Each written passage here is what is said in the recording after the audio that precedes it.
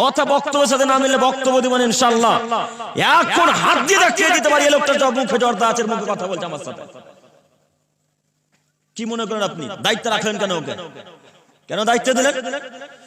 উত্তর দিনাজপুরে কোনো মানুষ বেঁচে নাই, সব কবরে ঢুকেছে নাকি? যে লোকটা বিড়ি খায় তাকে দায়িত্ব দিতে হবে মানে? যে লোকটা জর্দা পান খায় স্টেজে বসে তাকে দায়িত্ব দিতে হবে না? কে হিসাব দিয়েছে আপনাকে বলেন? কোন ব্যাটা বলেছে বলেন না যে এই ব্যাটা বলেছে নেশার দ্রব্য খায় পান করে স্টেজে বসে থাকবে? এমন কোন মায়ের বেটা ক্ষমতা আছে বলুক না, ওকে কবর দিয়ে দেবো ইনশাআল্লাহ। বলেন মুখের সামনে কথা বলতে। কোন মানুষটা জানেন হাত তুলে বলেন না। বারবার তো চ্যালেঞ্জ করছি, একজন বলেন যে জানি না হারাম, একজন বলেন। এখন যদি বলেন যে হারাম জানেন না, বক্তব্য চেঞ্জ করে দেবো ইনশাআল্লাহ। জানেন না রাসূলের বাণী?